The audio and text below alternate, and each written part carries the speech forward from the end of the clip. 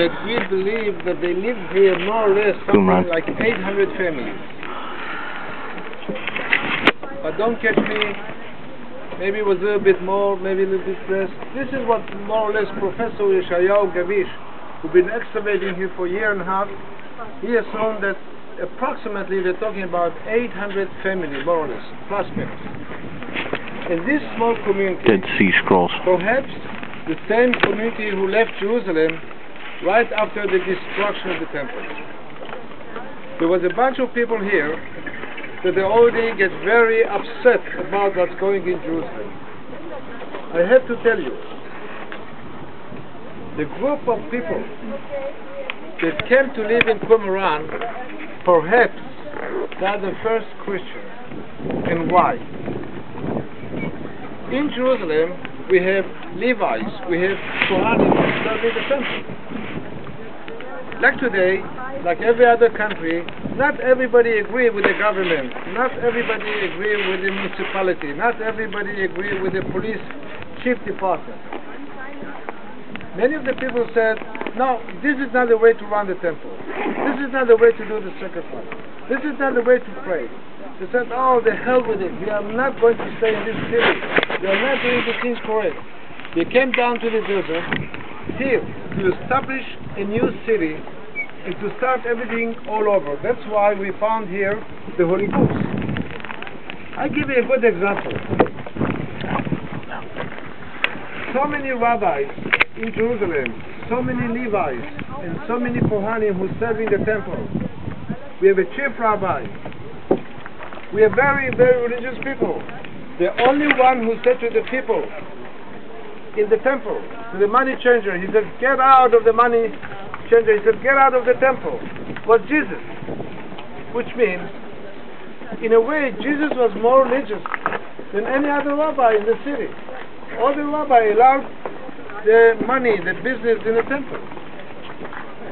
We had not only rabbis, we had also Kohanim who serve in the temple. We had also Levites, very important. Even today, the tribe of the Levites, the tribe of the Kohanim is more important than the 12 tribes or the 10 tribes. And between all these people, when Jesus comes into the temple, he is the one who asks the money changer. He says, please, out. You do not run the business in the temple. Is this correct? Yep. So it's very interesting.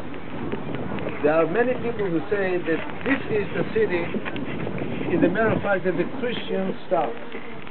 Of course, there are some people who disagree. My professor says he's not buying it so easy. Otherwise, why Jewish people will need Jerusalem to leave the holy city? The temple exists. The temple was not destroyed, only on the 70 AD. During the time of kings of Judea, we already find here people. Not many, but they're coming here. We found here scrolls which was written in 200 BC. The one that we saw in the shrine of the book in the center, it was 100 BC. Look, people coming here and they're writing against the Holy Books. Otherwise, if we are saying that the Dead Sea Scrolls is our Bible, so what's the big deal? Everybody, each one of you have a Bible, Old, New Testament. So what's so special about them? Why did the Dead Sea Scrolls become so important? Because they was trying to do things from the beginning. When we take the books of the Bible, for example, the book of Isaiah, which is written in Aramaic, and you translate it to a Hebrew, you find out that the translation in the book of the Isaiah is the same. Nobody even changed one word in this book. Nobody even dared to think about it. To change the Holy of the Holiest, to change the holiest book in the world, crazy. But still, we consider the book here very important. Why?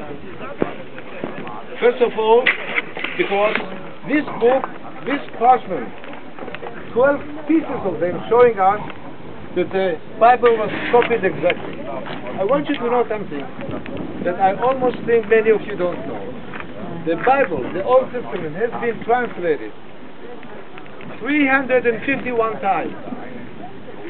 We copied the Bible more than 280 times. All the Bibles. I have a book in my library which is from the 6th century. You take this book and you open the Bible today, after so many hundred times that the Bible was recopied and was translated, every letter, every word, every point is the same.